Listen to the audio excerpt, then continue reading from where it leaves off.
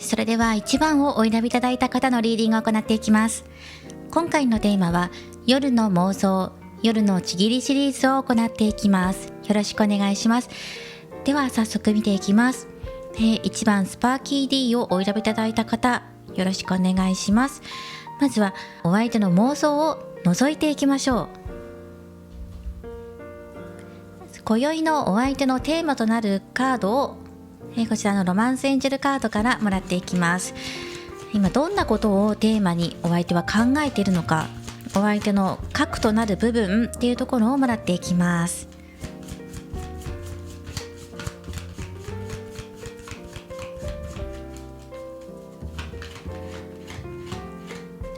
はい、もらっていきましょう。何かその囚われというか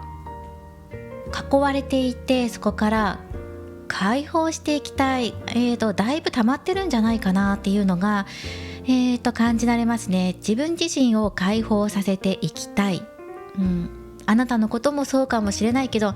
まず自分ですね。自分を解放させていきたい、抱えているもの、溜め込んでいるものがあるんじゃないかと思います。最近会えていないとか、中にはそうですね、なんかこうちぎりの関係をまだ結んでいないかもしれない、だからそれを爆発させたいとか、関係性を持っていたとしてももう次はね爆発的なことをしたいとかね、そういうことが伝わってきます。ではもらっていきましょう。タロットカードより、お相手がどんなことをしたいのかっていうね望み見ていきましょう。今あなたに求めていることを、はい、ではここからもらっていきます。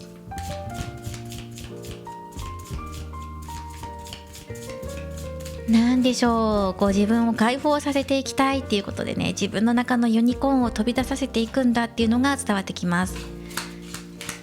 ではお相手があなたとしたいことについて、はい、見ていきますね。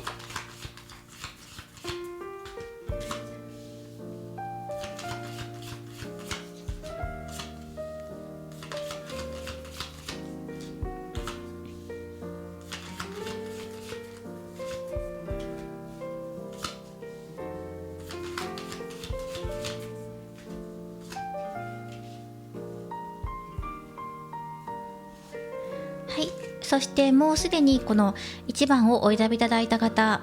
お相手からのメッセージとしてオラクルカードをもらっています。ここに置いておきますね。もうすでにあらかじめ引いています。そしてこれが今のお相手が妄想していることや望んでいることなんですけど、そうなんかもうね溜まっているものを解放させて自由になって自由に表現したいんだっていう、自分らしくありたいとか、自分のこの抑え込んでいた感情とか愛情っていうところですね、情熱とかそのようなものをあなたに届けたい、抑えが効かない状態なのかもしれません。もうねその解放させてあなたと交わっていきたいんだっていう強い願望っていうのが出てきています。そう、すごくね素晴らしいんですよ。そうですね、そのためにここロマンスのカードが出てるんですよね。カップのナイトのカードが出ていて、そうこぼさないようにね、自分の愛情、気持ち、抑えてきたもの、ロマンスをねこぼさないように、一滴たりともこぼさないようにあなたに届けて飲んでもらうんだっていうような思いでいます。すごくねロマンチストですね。ロマンチックな妄想をしています。あなたとこうやって交わっていくことっていうのがどれだけ素晴らしいことなのかっていうのをすごく妄想している。そしてお相手の中の妄想の中のあなたっていうのはすごくね上品で素敵な人っていうのが入ってきてるし、自分がそれをエスコートしたい、あなたのことをエスコートしたいっていうのが入ってきていますね。自分の愛で満たしてあげたいって、満たしてあげたいロマンチックなパーティーナイトっていうね、そのパリピっぽいわけじゃないんだけど、どちらかというとこうおとぎ話の王子様のようなね、そんなロマンチックさっていうのを感じます。はい、パリピの方じゃなくてロマンス王子の方の今夜はパーリーナイトっていうようなね、その僕の愛で満たしたいっていう、そんなようなお相手の妄想ですね。またちょっとなんか M 気っていうのも感じます。あなたにこのようにね、この人ね、ハサミを持ってバラを刈り取ろうとしていますね。ぜひ僕のこの愛のつぼみを刈り取ってほしい君にっていう風にね入っていますね。あなたにじっくりと見てほしいとかね、そういうのもあるかも。見極めてほしいというか、ジャッジしてほしいっていうことかもしれません。私のこの動きとか思い、ロマンスに満ち溢れたこの言動っていうところをじっくりと見て、そこでこうバッサリと言ってほしいっていうのが入ってるから、ちょっと M 気がある妄想をしてるかなとは思います。何かを決めてほしいとか委ねたいとか、そういうこともあります。もちろん自分がリードして包み込んでいきたいんだっていうこともあるんですけど、もう一つではね、あなたにそれを受け止めて、それからあなたの方からも動いてほしいとか、何かこうね切り込んでほしいなとかって思うこともあるみたい。こっちが最初、自分が最初に優先的にリードしていくから、その後はあなたがそれをしっかりとこの愛をねこぼさず受け止めてくれて、その後にねあなたの方からも何かこうレスポンスというか反応があると嬉しいなっていうことです。ちょっと斬新的に切り込んでくれるのもありかなみたいな感じでね思ってますね。ちょっと刺激的なことも妄想されています。すごくいいと思うんですよ。ここ食洗機のカードが入ってますね。お皿を洗うカードで、ここで綺麗さっぱりねこう洗われて綺麗ピカピカになるんだっていう風に出てるんですよね。この綺麗にする作業も楽しいし、綺麗になったピカピカのお皿を手に取って、わあ綺麗になってすっきりしたねっていう風にね後から眺めるのもすごい楽しいしっていうことね。最初はこんな風にねがんじがらめというか囚われていたんだけど、そこからもうジャって出てきて、ピカピカっていう風にねもう全てもう流し切ったよっていうね、愛情っていうところで注ぎ切ったよっていう風な、そんな妄想をしているっていうのが出てきています。すごいたくさん愛したいんだっていうのが、愛し愛されるっていうのね、そういう関係性とか、そこまで持っていきたいっていうことで、ペンタクル9は、物質的な達成とかね実現とかそういうことも表しているので、目に見える形でねピカピカにするところをね見届けてほしいとか、自分が感じたいとか、あなたにも感じてほしい、受け取ってほしいっていうところで、もう溜まっていたものを出したい、解放させていきたいっていうのがもうここにね現れていますね。ワクワクするっていうのが現れています。どんな風にお相手が愛してくれるのかっていうのをルノルマンカードからもらっていきましょう。なんかすごいロマンチックにね愛してくれるんじゃないかなっていう、ちょっと恥ずかしくなるようなことも言っちゃうんじゃないかなっていうふうに思っています。そうですね、なんか大胆さっていうのも感じるので、恥ずかしくて普段だったら言えないようなことも今日は言えちゃうよっていうね、今夜は言えちゃうっていうところがあるかもしれません。どんな風に攻めてきてくれるのか、自分から動くよっていうのが出てきてますからね。はい、どんな風に攻めてきてくれるのか。タワーのカード、一人揺るがない土台の上に立っているっていうね、すごい立派な塔が立っているよっていう風に出てきています。すごいですね。なんかこう自慢したいというか、自分のこの揺るがない信念、自分の中にあるもの、自分の中で一本筋の通っているもの、揺るがない土台、安定感、そういうところをあなたに見てほしいのかもしれません。ユニコーンの角が伸びている、このようにこう高い塔がそびえ立っている、ナイフが立っている、こういうところをあなたに見てほしいのかもしれません。何かね主張しているものがあると思います。ここもね共通しているので、何かこう見てほしい主張ですよね。外見的なこともそうだと思います。自分の中の揺るがない愛情とかね、そういうこともそうなんですけど、足腰強いよっていうことかもしれないし、あともう高さのあるもの、大きいものとかっていうことで、大きさ高さとかね、そういうもの、あと揺るがないもので見てほしいとか自慢したいとか、そういうことがあるのかもしれない。このように攻めてくるよってことで、自分これだけしっかりしてるんでみたいな、プラスここにロマンスですね。何かロマンチックな言葉とかもささやいてくれると思います。そして丁重に優しく扱ってくれるというか、愛してくださると思いますね。はい、だけど自分はズバリと切り込んでほしいっていうのがあるので、いつもだったらあなたも優しく返しているんだけど、今夜はね、何か斬新的な、アイディアというか技をお披露目してほしいのかもしれません。総じて2人でピカピカになりましょうっていう風なお相手の妄想理想っていうのが出てきています。では、そうですね、お相手の攻めてくる方法っていうのも分かりました。ではお相手からそうですね、メッセージもらっていきましょうか。どうしましょうね。じゃあ私ってどういうことしたらいいのかなっていうのも一緒に合わせてもらっていきましょう。まずメッセージです。お相手からのメッセージももらっていきます。お互いの仲を通い合わせるという意味もあるカード。仲を手繰り寄せるとか、もっとねくっつき合うとか、そういうこともあります。で、中には仲直りっていう言葉も入ってるので、どうだろう、喧嘩してるようには見えないんだけど、どちらかというと我慢してるものをね解放させることによってより美しいものになっていくっていうような流れだと思うんですね。一部の方では喧嘩していたっていう方もいるかもしれないけど、ここは仲直りとか、より良いものへとか、よりぎゅっとねつながっていくんだってことを今伝えたいよっていう風に出てきています。いいですね、つながりを表すようなカードです。穏やかに流れていこう、過ごしていこうとかね、この全てピカピカになった後にこんな風にぎゅっと寄り添って語らいたいとかね、そういうことも入ってるかもしれません。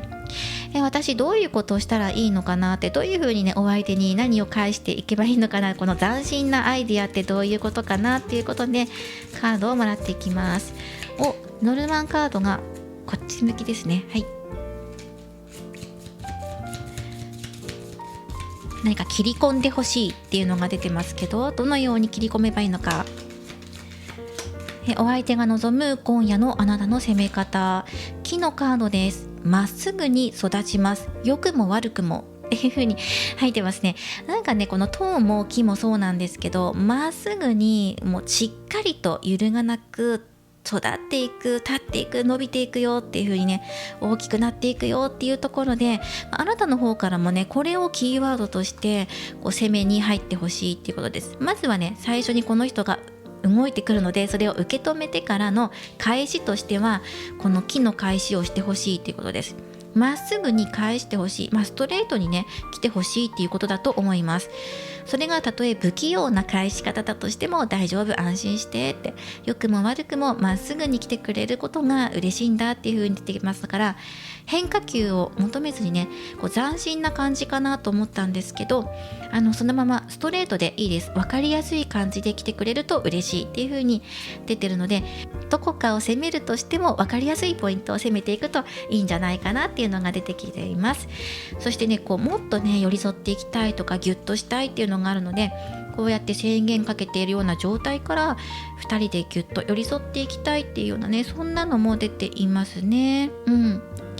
仲直りとかに当てはまらない方は、もっと仲を深めていきたいっていう風にここは受け止めてください。一緒にいたいっていうこと。そしてじゃあこちらのねメッセージ、お相手からもうどんなメッセージが届いているのかお伝えしていきます。では見ていきましょう。まずこちら、両方ね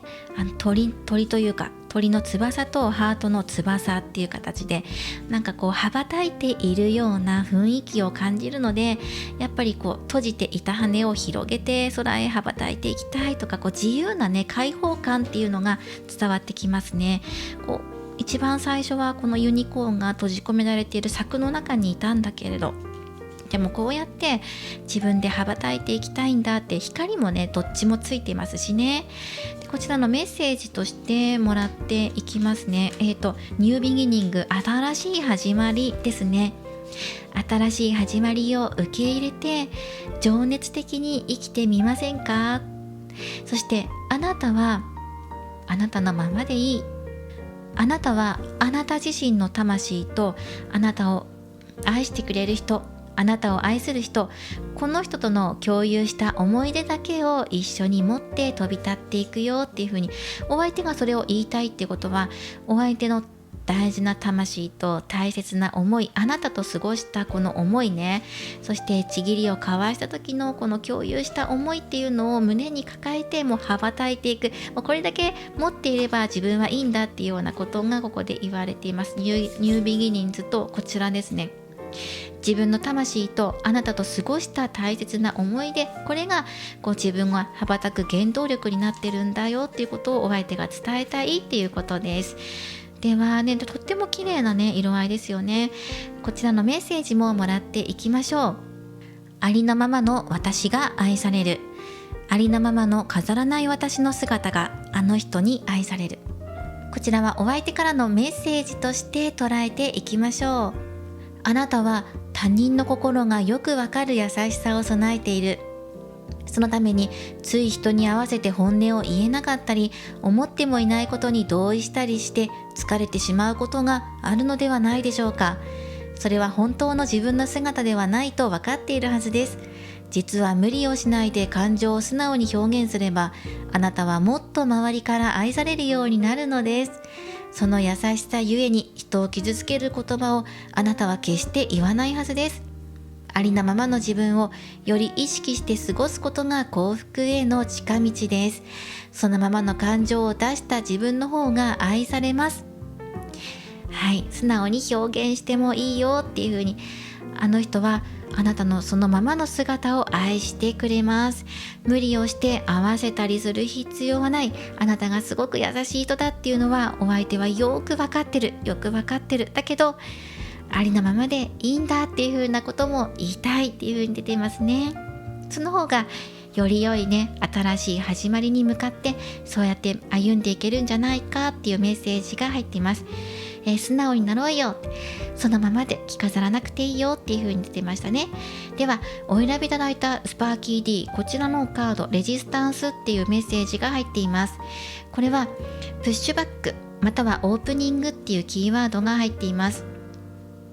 あなたが今いる場所と望んでいる場所の間に目に見えない障害が今あるのかもしれません。まさしくね、このユニコーンのまだこの囲いのようですね。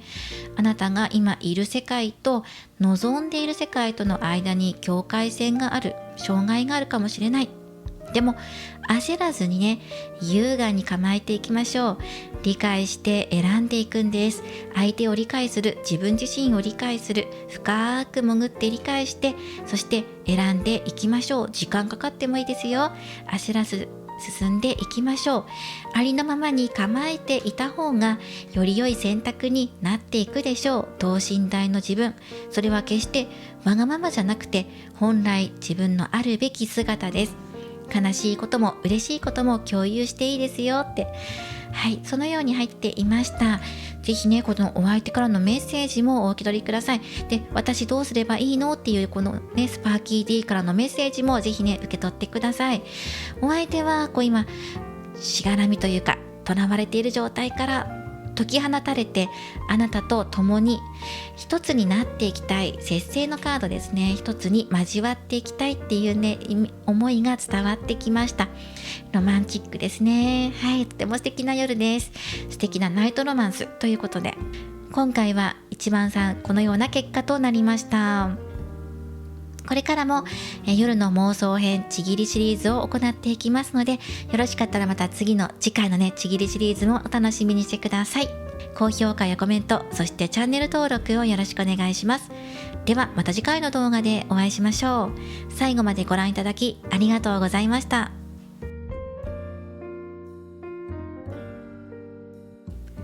それでは2番をお選びいただいた方のリーディングを行っていきます。今回のテーマは夜の妄想、夜のちぎりシリーズ。お相手が今あなたのことで妄想していることについて見ていきます。よろしくお願いします。それでは見ていきましょう。まずこちらオラクルカードを使ってお相手からのメッセージ出しています。こちらは最後にお伝えしていきます。まずはロマンスエンジェルカードでお相手の今の妄想のテーマというか、今どんなことを考えているのかなっていうところで1枚もらっていきます。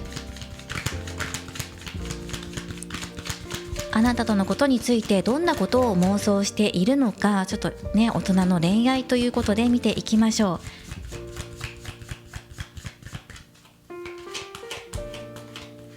はい、1枚もらっていきます。何かこうね、遊んでいるような、こうキャッキャしているような雰囲気が伝わってきます。こうイチャイチャですね、遊んでるというかイチャイチャしてるっていう感じで、ちょっとね、若々しいようなね、こう新緑が後ろにあって若々しいイメージも感じます。こうなんだろうな、こうイチャイチャですよね。まあそうですよね。ここ絡み合っていてイチャイチャする、こんな妄想をまずテーマにしてるので、朗らかな若々しい新緑のような、そんなね、お相手の気持ちっていうのが伝わってきます。では早速タロットカードを使って展開していきます。どんな妄想をしてるのっていうところで、そうですね、もらっていきましょ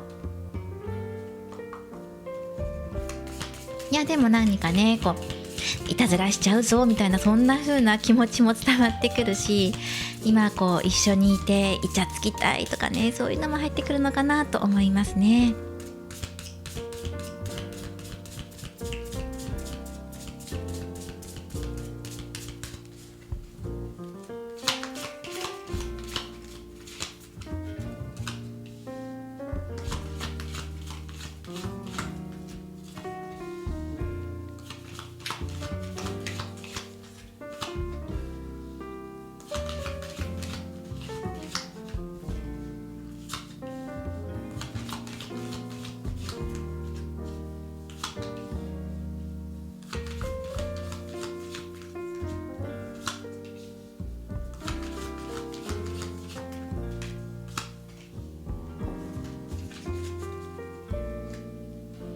はい、こちらで見ていきます。この7枚でね、お相手の妄想を見ていくんですが、どうしたかなっていうところが出てます。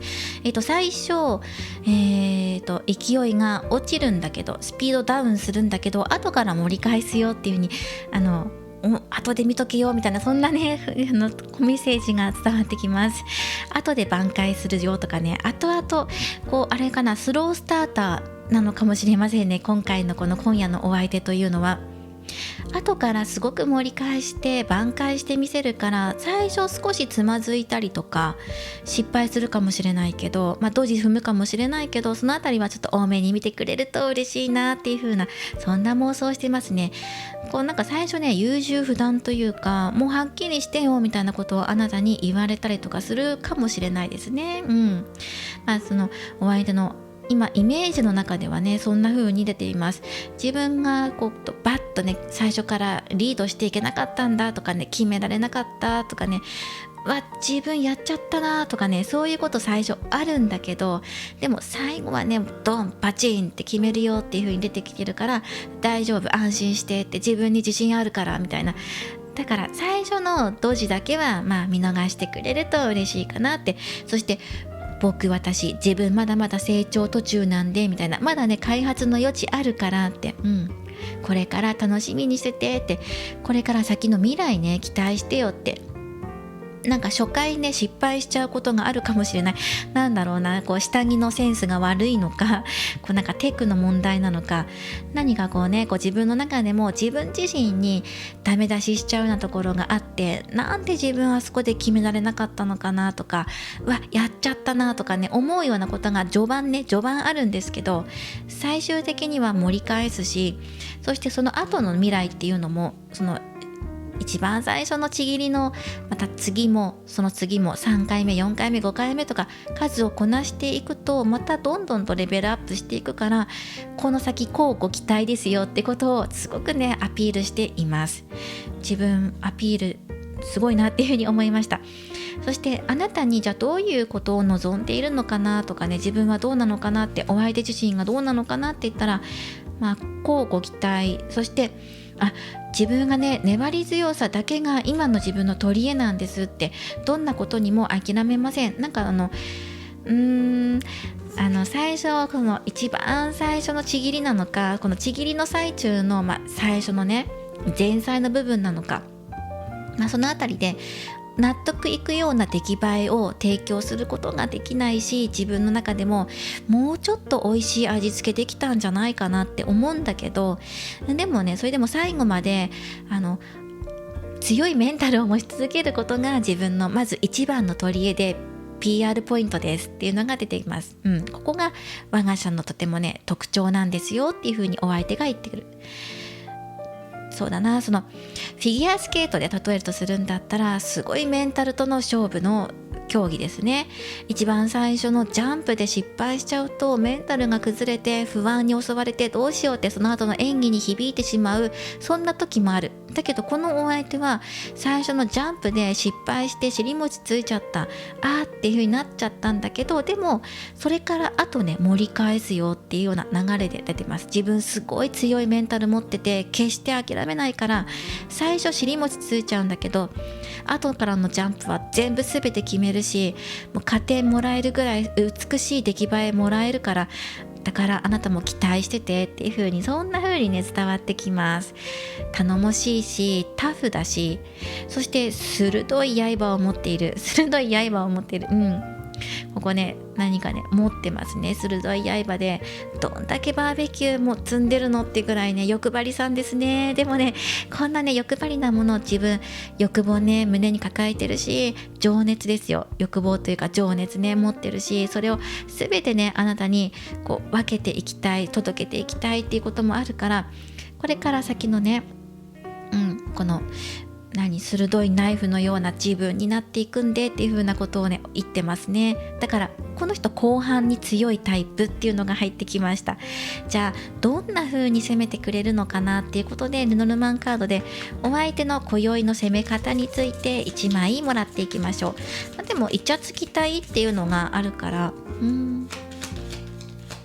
それを加えた上でこの攻め方っていうこと、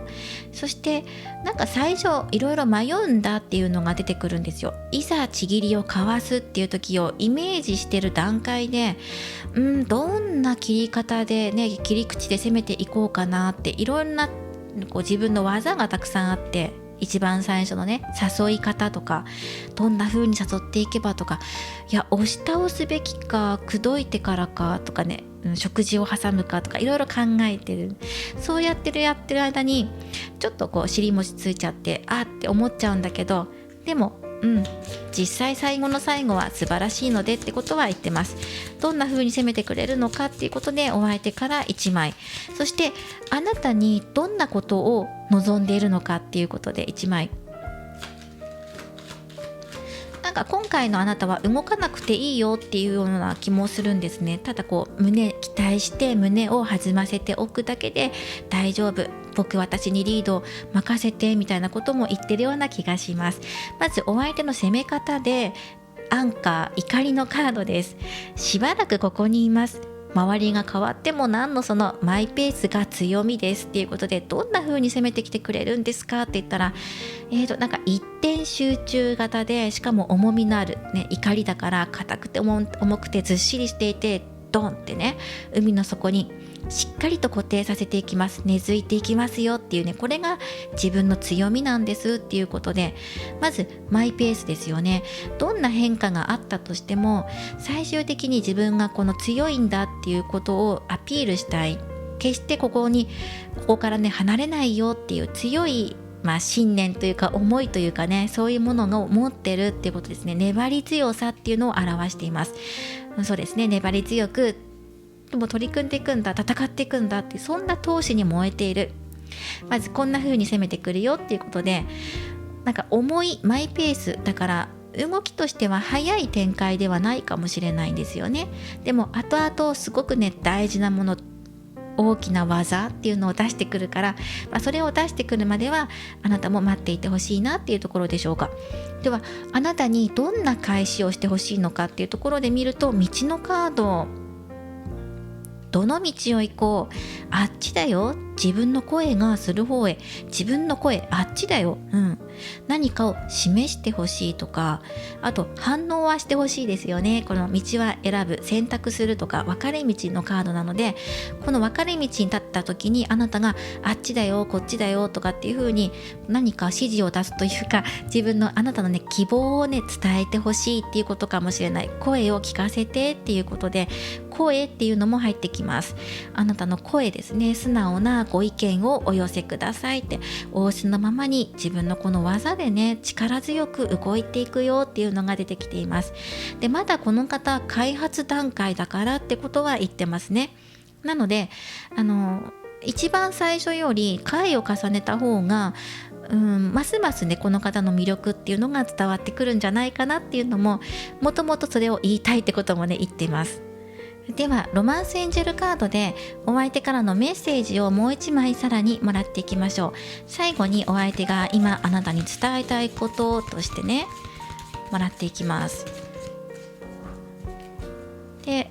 自分の声がする方、自分の声に、あなたの声に従ってどの道を進むのか選んでね。あなたが何かを選ぶ、選択するっていうところでピンとくる方もいるかもしれません。でも2人の関係を育んでいくのを、そうですね、あなたが、最終的な決定権があるというか、なのかもしれません。決めるっていうことはどう育んでいくのかっていうのはあなた次第で変わっていく。でも未来のね展望をちゃんと持っておいてくださいっていうことですね。2人は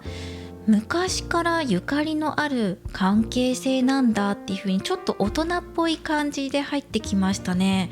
前世からのつながりとかね、そういうことが伝わってきます。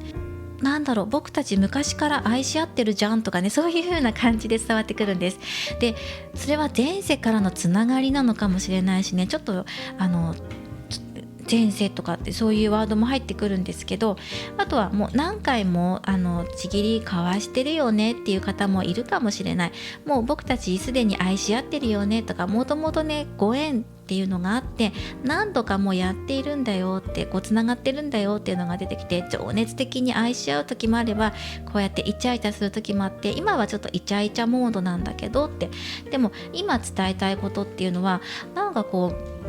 私たちってご縁感じるよねってことを言いたいっていうのが伝わってきます。どうでしょう。前からの関係とか関係性のことを言いたいのかなっていうのがあります。愛し合う関係性だよねとかね、何か2人だけにしかわからない関係性っていうのがあるのかもしれない。この関係性っていうこと、しかも前からのつながりとかね、それは前世まで遡るかもしれないし、長いこと昔からのずっとね付き合いがあるよってことを言いたいのかもしれないし、今の2人の関係やつながりっていうのを大切にしたいっていうのも伝わってきます。ではお相手からのメッセージ、こちら3枚もらっています。トランスフォーメーション、このカードもね出てきています。では、メッセージをもらっていきましょう。まず、2人が一つになるためにお互いのことをよく見つめ合って、相手のことをよく見て、お相手のことをよく見て、そしてお相手の中であなたから見たらね何か足りないわとか、ここ直してほしいなって思うところとかありませんかって、肌を重ねることによって何か不足に感じることだったり過剰に感じることありませんかって。でもしあるとするんだったら、実際にそれがあなたのこと、自分自身のことを照らし出している可能性がありますっていうメッセージなんですよね。お相手のあなたから見てね影に見える部分はあなた自身でもあるんだよっていうこと、何か直してほしい、見直したいっていうことに対しては実はねあなたにも共通してるかもしれないよっていうことですね。そしてこちらトランスフォーメーションのカード、そうですね、今お互いの関係性が今以上に深まろうとしています。愛は変容です。愛情、2人の関係性、愛情っていうのは変わっていきます。変化していきます。だけどよりよく変化していくので、それをありのまま受け入れる、これが変容です。変容というのはありのまま変わっていくものをそのまま受け取ることだよっていうことなんですね。そうやって受け取ることによってまたさらに新しいものが生まれていきますっていう風なメッセージもあります。だからお相手が今伝えたいことっていうのは、お互いよく見つめ合って、そうやってお互いがなんかねまだまだ足りないなって思うようなことが、相手に対して思うことや自分自身に対して思うことを実はお互いを映し出しているかもしれないって。例えば最初こうやって尻餅ついちゃう、最初のジャンプで尻餅ついちゃうところどうにかなんないかなって思ってること、実はあなた自身にも当てはまるかもしれないって、お互いが映し鏡なんだよってことをお相手が言いたいっていうことと、今2人の関係性がどんどん深まっているので、そのままこの変化を受け入れてっていう風なメッセージ。そしてここですね、お相手が伝えたいこと、成功は私と共にある。お相手が今伝えたいこと、成功ですね。私たちには多くの成功がこれから訪れるだろう。その約束のために、約束なのでちぎりかもしれないですよね。これからちぎりの可能性が秘められている、もしくはもうすでにね予定として組み込まれているのかもしれません。その成功のために中は問わずたくさんのものを作り出してきたんだ、今までね。そしてこのちぎりへ向かって、成功へ向かってね、この道のりは決して順風満帆ではなかったこともある。この道のりは順調ではなかったこともあった。うまくいかないと思ったこともあったかもしれない。だけどこれらはすべて成功のために必要な学びであり経験であった。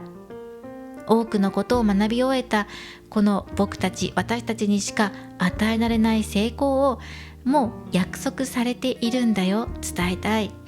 もうそろそろ学びも終盤に差し掛かっている。気づいていましたか？ありったけの成功を受け取って味わう準備を今始めてください。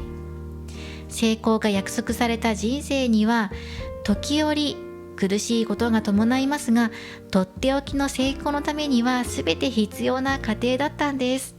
はい、あなた自身を輝かせる学びでもあったんです。この、ちぎりという約束ですよね。夜の約束事っていうのは、失敗もあったんだけれども、うまくいかないこともあったんだけれども、それも全てあなた自身を輝かせることにつながってる。だから最初から全てうまくいくわけではないんだけど、後から期待してくださいっていうのがね入っているのでね、それを強く今言いたいのかもしれません。今深まろうとしてるよっていうこともそうですね。はい、そしてじゃあ私どういうことをこれからしていけばいいのかなっていうのは、こちらのお選びいただいたカードからメッセージをもらっていこうと思います。セクシュアリティのカードです。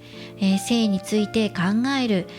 そしてこれはロマンスや、自分の性について表現していく、そして感覚を大切にしましょうっていうメッセージが入っています。ロマンスや自分自身の感覚ですね。これを大切にしてください。2人が一つになるためにっていうこともそうだし、何か感じることがあるんじゃないかなって。お相手も何かを感じてる。ここ何かね魂のつながりというか、何か2人はちぎるべくしてちぎったんだよねとかね、何かそういう強いご縁っていうのを感じるっていうのがここで入ってるんですね。あなたにもそれ感じるものありませんかっていう風に入ってます。そして自分自身の官能性とかね、性について恥ずかしがらずにオープンにするってわけではないんだけど、何か自分なりの表現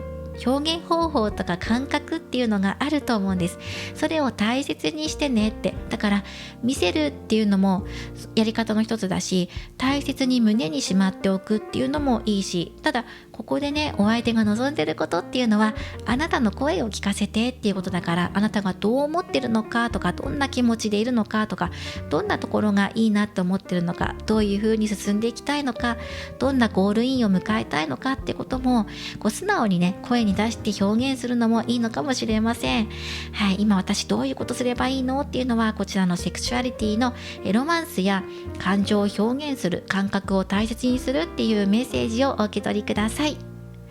夜の妄想編、夜のちぎりシリーズについてこれからも更新していきますので、よろしかったらまた次回も楽しみにしてください。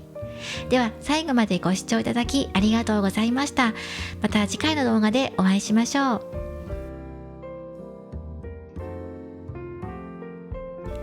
それでは3番をお選びいただいた方のリーディングを行っていきます。今回のテーマは夜の妄想編、夜のちぎりシリーズ。お相手が今あなたのことで妄想していることについて見ていきます。よろしくお願いします。3番の方、スピンデラーをお選びいただいた方、リーディングを行っていきます。もうすでにこちらからオラクルカードでお相手からのメッセージをここでもうすでに出しています。では早速、ロマンスエンジェルカードから、お相手が今宵の妄想というか、今どんなことについて、メインとして考えているのかなっていうことでもらっていきます。何かお相手の心を大きく占めていること、あなたとのことについて。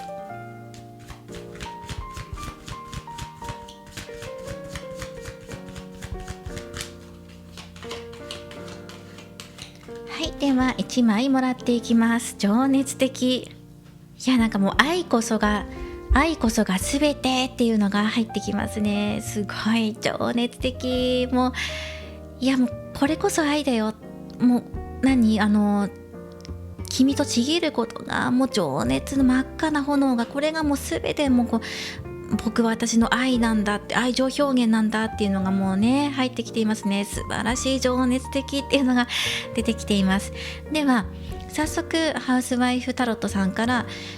お相手の妄想をもらっていきましょう。どんなことをあなたに望んでいるのかとか、自分はどうしたいのかとか、そういうところをもらっていきます。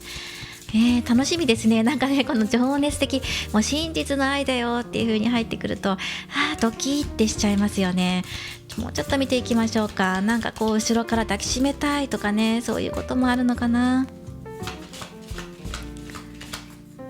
実際にどういうこと考えてるのかなって、そういうのをもらっていきます。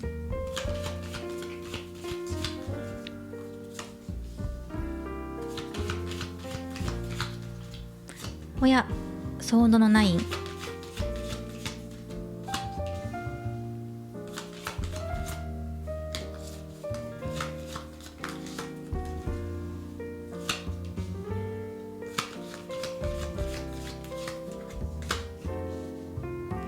はい、このように出ましたね。ちょっとお待ちくださいね。あなたはすごくね満たされる、お相手に満たしてもらってすごくハッピーだっていうのが、出てくるんですけど、でも何かそのお相手の中でちょっと抑え込まなきゃな、自分の愛情かな、愛情のエネルギーというか、性のエネルギーっていうところをちょっとセーブしていかなきゃなっていうふうに、自分自身でなんかこう自分で自爆するというか、ちょっとある意味ね、そのエネルギーを抑え込んでおいた方がいいのかなって。なぜだったらすごく今燃えたぎるようなエネルギーを持ってるから、このエネルギーを全部あなたにこうぶつけていってしまったら、きっとあなたは繊細なガラスのコップ、このグラスのように壊れちゃうかもしれないって、大事に大事に愛していきたいから、少しなんかこの自分のエネルギーが強いって自覚があるのかな。だからちょっとだけこう抑えて、自分が少し我慢するんだけど、あなたのことはめちゃめちゃ満たしてあげたい。あなたもすっごく満足する。でもなんかこの人は本当はやりたいこととかやってほしいこととかあるんじゃないかな。まずあなたを第一優先に考えて、自分のエネルギーっていうのを調整してすごく満たしてあげたいっていうのはあるんだけど、じゃあ自分は満足いくまでちぎりできたのかなっていう風になると、ちょっと物足りなかったな、ちょっと自分的にはね、そういうところが出てて、じゃああなたに何か非があるのかって言ったらそうじゃなくて、あえて自分でそうしてるんだっていうのが出てくるんですね。本当にあなたを満足させてあげたいからっていうことで、そういうことかな。少しね思いやりのあるお相手だなっていうのは感じる。情熱もあるし、でもこの情熱だけで全て持っていくわけじゃなくて、何かどこかねコントロールしてるというか、ちょっとこうセーブしながらね、あなたに合わせていくような、そんな優しいところも見えてるなっていうのは感じます。毎日毎日あなたのことを思っていてしょうがないんですっていうのも感じるんですよね。早く会いたいなとか、早く会って触れたいなとかね、ぬくもり感じたいなとか、そういうことも感じるんだけど、でそして何回か関係性持ってる方もいるんじゃないかなと思うんです。あなたのこの肌のぬくもりが、温かさが忘れられないとか、感触が忘れられなくてとかね、そういうのも伝わってくるんです。それを思い返しては日々ね、自分の励みにしていたりとか、そうですね、お家の中で自分で考えて、思い走っていますよっていうのが出てきているし、そうだな、今はなんかこう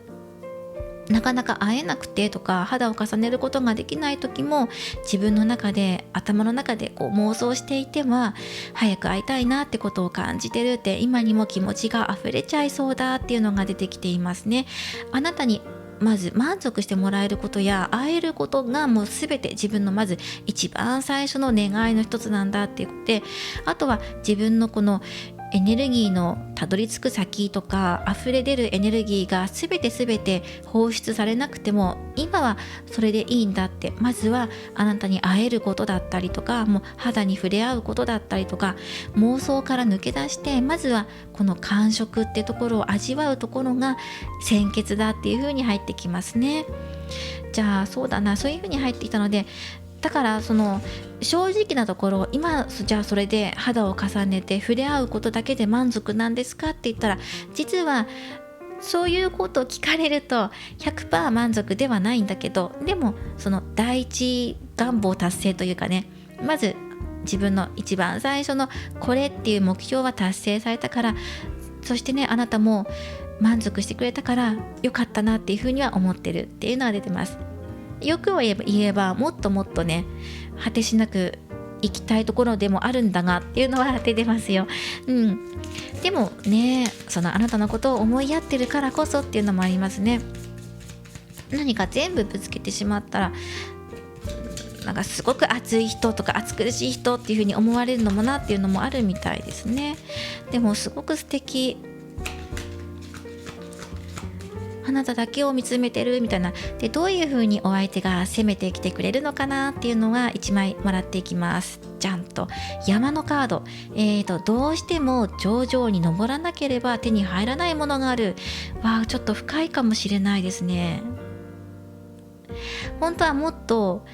テンポよく進めていきたいし、数もこなしたいし、頂上高みを極めていきたい、登り詰めていきたいんだけど、そこにしか見えない景色、頂上にたどり着いてようやく見渡せる景色とか綺麗なものっていうのがある、手に入れたいものとかっていうのがあるんだけど、でもちょっと我慢かな今は。自分はね、お相手はちょっと我慢かな今は。でもいずれはこのてっぺんまで登り詰めていきたいっていう願望はあるけど、でもこのあたりで今は抑えておいて、自分のエネルギーをね抑えておいて、まずはあなたを満たしてあげること、満たしてあげることが先決だなっていうのが出てるかなと思います。はい、じゃあ本当はすごいエネルギーを持ってるんですよ。富士山のような高いエネルギーを持ってるんだけどね。でもまずは小山から登っていこうかなっていうね、お相手の優しさっていうのが出てるかな。すごく優しい人だなと思いました。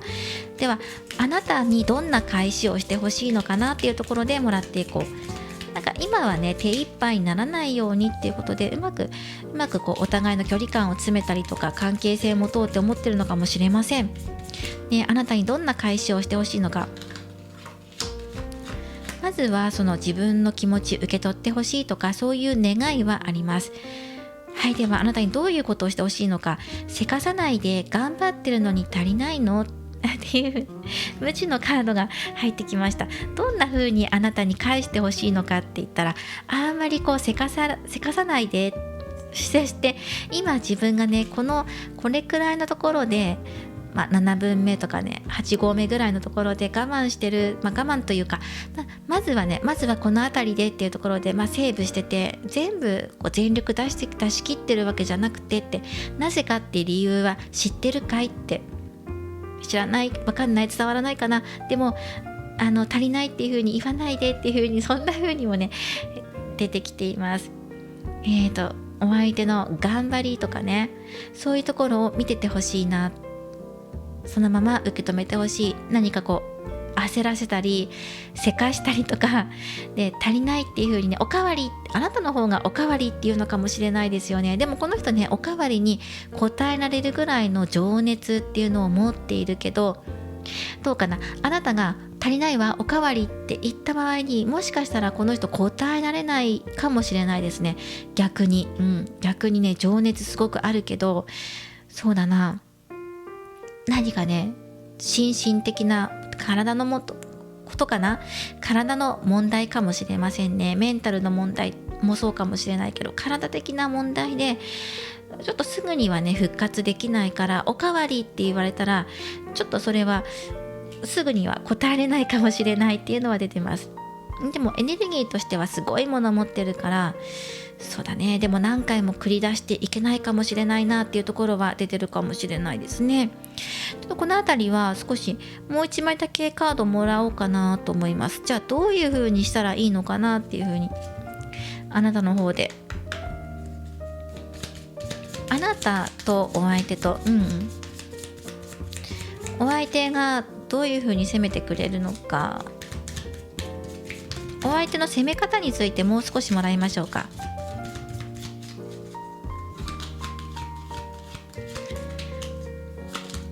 はい、魚のカード、波に乗っています。スイスイ流れるよ、さらさら進むよっていうことで、のびのびと進んでいくよっていうカードですね。もう深く愛するよっていうことが出てます。お魚、そうですね。ある程度ね、こう自由に動きたいなっていうのが本当の望みとしてあるみたい。かなりね、このセーブモードっていうのが入っているんですよね。自分がちょっとこらえて我慢していくこと、あとは多少無理することで2人のバランスがうまく取れるんじゃないかって。でもそれは打算的なことから来てるんじゃなくて、お相手の純粋な気持ちからね、思いやる気持ちから来てるんですよ。あなたを満足させたいっていう気持ちだけでね、この人今妄想で動いてるので、それを受け取ってくれると嬉しいなっていうところですね。でもそうだな、すぐには復活できないから、おかわりにはねすぐ答えられないかもしれないっていうのは出ています。そのあたりはね、2人のバランスっていうところで見てください。では、お相手からのメッセージです。今あなたに伝えたいこと、どんなことを伝えたいのかなっていうのを見ていくと、トラストとフリーダムのカードが入ってる。信頼と自由ですね。なんか解放されたいのかな。少し見ていきましょう。でもすっごい美しいカードですね。そして光に向かってお花の中から飛び出していってる、メッセージをもらっていきましょう。まず信頼、こちらのカードからは、変化を受け入れて、そして変わっていこうって、2人でこうやって一つになることで、この中でもね変わっていくことってあるんですよ。変化の波があります。高い波とか小さな波とかね、いろんな波が打っています。これをそれぞれ受け取って、そして変化を受け入れると、自分たちの関係性とか、あとリズムも変わっていく、良い方向へ変わっていくっていう、そんなメッセージと、あともう一つは自由を表すカード。あなたが望むのであれば答え、道は見えてくるよっていうメッセージ。もし君が望むのであれば、答えるよっていう、自分ができることは精一杯やるよ、そんなカードです。だから安心して信頼して身を委ねてね、委ねてほしいなっていうカードですね。こうやってね一つになっていきたいっていうことで、望みを叶えてあげたい、望むのであればね、解放していきたい、フリーダム、自由になりたい、この愛は止まらないよということも伝えてきてくれています。どうかな。おかわりに応えられる自信はないかもしれない。だけど望むのであれば精一杯頑張るよっていうのも入ってますね。そしてこちらのメッセージももらっていきましょう。神様はいつもそばにいる。ちょっとね不思議なカード、不思議なメッセージですね。神様や天使はいつも私のそばにいる。忙しい日々を送っていると、魂に送られてくるサインに気づくこともあまりないかもしれない。だけどそんな時こそ目を凝らして耳を澄ませてください。日常にお相手からのサインはたくさん散りばめられているんです。あなたが忙しい毎日を過ごすことができるのも見守られているからです。安心して自分の理想の姿を思い描いてみてください。一生懸命頑張りながらも感謝を忘れずにいるあなたには素敵なプレゼントが準備されています。プレゼントを受け取るときは喜んで受け取ってください。お相手がプレゼントを用意してくれてるっていうことですね。そしていつもそばであなたのことを守っています。だからお互い感謝の気持ちを忘れずにたくさんの恵みをお互い受け取っていこう。そんなお相手からのメッセージです。いつもあなたのそばにいるよっていうことを伝えたいってことですね。身近にいる、近くにいるって。そしていつもあなたのそばにいる。外に出たら雨が止んだ。今この瞬間もあなたは守られているんだ。そして悩んで迷った時に最善のメッセージを良いタイミングで与えてくれるでしょう。日常にも不思議なシンクロシニティはたくさんあります。何か最近あなたが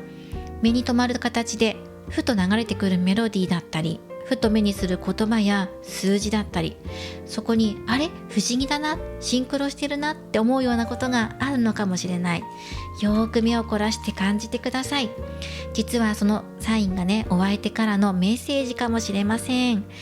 なんか最近立て続けに同じようなこと起きるなとかね、ばったり会うなとか、そういうこともあるかもしれないですよね。そこに何かが眠っているってヒントだよっていうのが入ってます。私じゃあどうしたらいいの？どうしたらより良くなっていけるのっていうことで、こちらのスピンデラのカードからトランティション、こちらのメッセージをもらっていきましょう。これは過渡期から転換期へ、変化、新しい始まりを受け入れていく、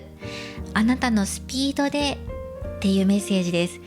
自分のフロー、自分の流れ、自分のリズムに乗ってあなたは楽しんでいくんだよ。あなたの流れを作って、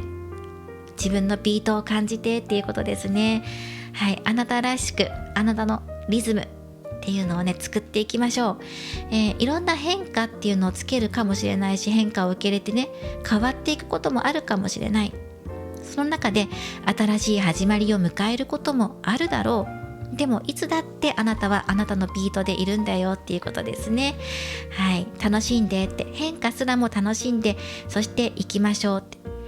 なんとなく分かりづらいなっていう方は、自分らしさっていうのを大事に持っているといいと思います。自分のテンポ感とか、自分のスピードとかね、自分のやり方とか、自分なりの楽しみ方を見つけるとか、そういうのもラッキーアクションにつながってくると思うので、参考にしてください。はい、そしてあともう一枚ね、こちらのロマンスエンジェルカードからお相手のメッセージっていうのをもらっていきましょう。信頼、自由、そばにいるよっていう他に、お相手からのあなたへのメッセージ、この真実の愛っていうことを今テーマにお相手掲げていますが、1枚もらっていきます。射止めるよっていうカードですね。狙ってますね。愛しても大丈夫、もう本当に信頼してっていうことですよね。もう信頼して、あなたは信じるに値する愛ですよっていう風にね、確信してくださいっていう風に出てます。もちろんお相手が狙ってるっていうのもあります。あなたを狙ってるってこともあるんだけど、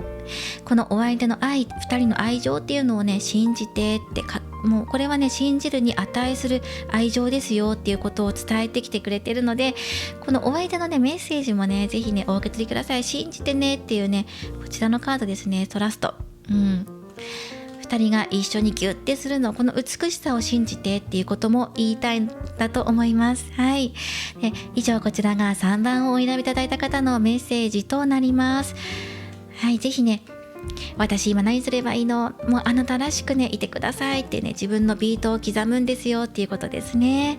これからも夜のちぎりシリーズ、夜の妄想シリーズっていうのを更新していきますので、また次回の動画もお楽しみにしてください。では最後までご視聴いただきありがとうございました。また次回の動画でお会いしましょう。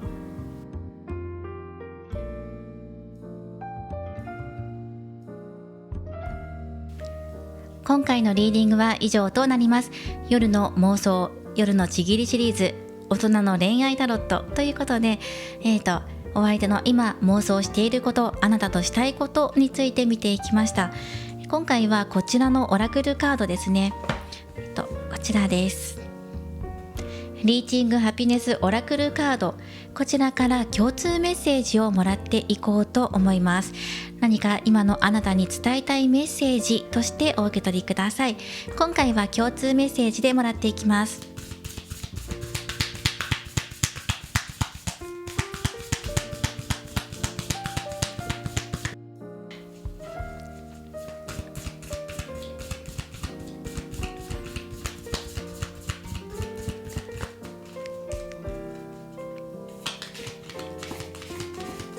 はい、では今回はね1枚でもらっていきましょう。共通メッセージでもらっていきます。でこれとそうですね、ルノルマンも1枚もらっていきましょうか。こちらのルノルマンカード、ノロビビさんのルノルマンカードから1枚もらっていきます。少し花粉がやってきてますね。なのでちょっと鼻声とかなんですけどご了承ください。ではルノルマンカードも1枚もらって、両方から皆さんへの共通メッセージをもらっていきます。まずはこちらですね。自分を信じる。いつも自分を信じてあげることです。仕事でも私は私を守り信じて貫いてもいいんです。自分を守ると何事にも動じない強さが備わって傷つくこともなくなっていきます。自分の真の理解者は自分自身。いつも自分を信じてあげると多くのことがうまくいきます。自分に自信を持って信じましょう。うまくいかないんじゃないか、誰かのせいにしたりとかすることもなく、自分のせいにする必要もない。自分は自分のままでいいんだっていう風にね、自分を強く信じてあげてください。そうするとおのずと自分に自信が持てるようになる。前向きに物事を捉えることができるようになる。自分に打ち勝つこと、弱い自分にね打ち勝つことができる。前向きなエネルギーが流れ込んでいきます。まず信じていきましょうっていうことでね。はい、こんなメッセージが入っています。ではルノルマンカードもね、メッセージはハートのカードが出ています。大好きだよ、楽しくて笑い転げちゃうくらい、世界は喜びにあふれている。あなたのハートがドキドキするようなことをやってみよう。これ共通メッセージなので、自分を信じるためにも自分の心を大切にする。そのためにもまず自分がリラックスできること、じゃあ何っていうと、自分の好きなことやろうっていう風に入ってます。ハートがときめくこと、新しいことにチャレンジしてもいいし、今ちょっとチャレンジする勇気がないっていう方は、まずリラックス目的で今できること、癒しを求めて何かできることっていうのをやってみようって、ハート温めてっていう風にね入っていますね。そしていずれはね、癒しやリラックスした後は、あなたは喜びに満ちている世界に自分からねおのずと進んでいきます。そして楽しくて笑いが絶えない、そんな時間を過ごすことができるんだよっていうメッセージですね。自分を信じて楽しい未来をイメージして、アドバイスが受け取れないっていう方は、今その自分自身にブロックがかかっているんだと思います。なかなか自分を認めてあげることができない、自分を受け入れられない、何かこうね、周りとの間に差を感じるとか壁を感じるとか、それはあなた自身が設定している可能性もあります。でもそれはね、みんな経験するんです。みんなが全員ね、順調な人生を全てね歩むってことはまずないので、必ず失敗したり挫折したりうまくいかないことってみんなにあります。いろんな形で、形は違えどそれぞれ皆さん、それがだから経験っていうことなんですよね。失敗も全て経験なので、全部がね成功してる人っていないんですよ。だから世の中っていろんな人いるよねとか、あとそれがね目立つ人が多いから、自分とは違う、だからこう変わった人が多いなっていうふうに思ったりするかもしれないし、あとその人前に立つ人ってやっぱり目立つから、その人がどういう行動をしてどんな発言していたかって目に留まりやすいじゃないですか。だから割とね言いやすいんですよね。芸能人の方とかも見ていてもそうですよね。あの人ああいう風に演技してるとか、ああいう発言してるとか、あんな表現の仕方してるっていうことが目につきやすいからすごくわかりやすいんだけど、でもね、芸能人だけがじゃあ波乱万丈な人生を送ってるのかって言ったら全然そんなことなくて、一視聴者である私もそうだし、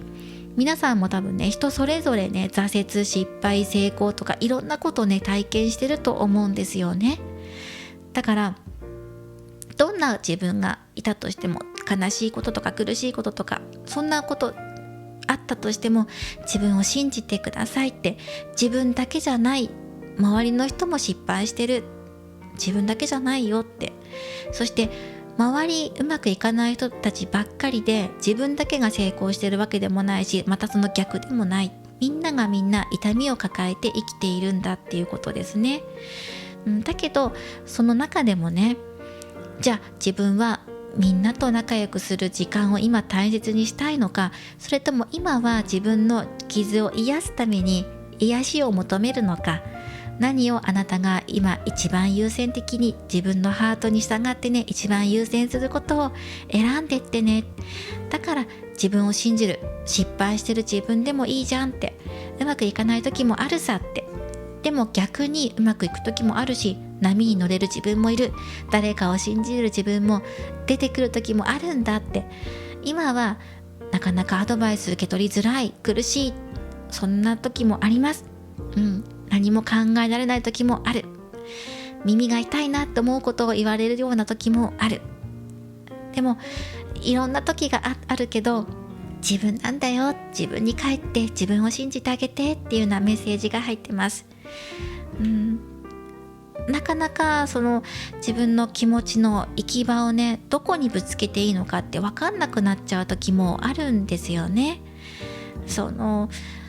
鍵アカウントとかを作ってわーって気持ちをね吐き出すことですっきりするっていう時もあるし、逆にそういうことしないで少しSNS から離れた方が今は自分はすっきりするっていう時もあるし、いろんなやり方があるので、まずどんなことをしたら自分の心が癒される、安心する、リラックスできる、自分を信じられるのかっていうところを、やり方を考える、これがまず自分を癒す方法の第一歩目です。考えること。そして決まったら動く。この考える、決める、動くっていうこのステップを踏んでいくと、ここにつながっていくので、やってみてください。小さな一歩から。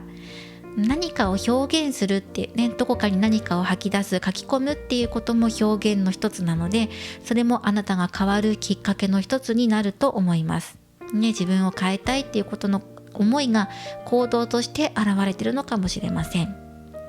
いろんなことを振り返ってみてください。ハート、素晴らしいカードが入っていましたね。あなたの気持ち、ハート、大切にしてください。今回長くなりましたが、このような共通メッセージをいただいていきました。では本日も最後までご視聴いただきありがとうございました。また次回の動画でお会いしましょう。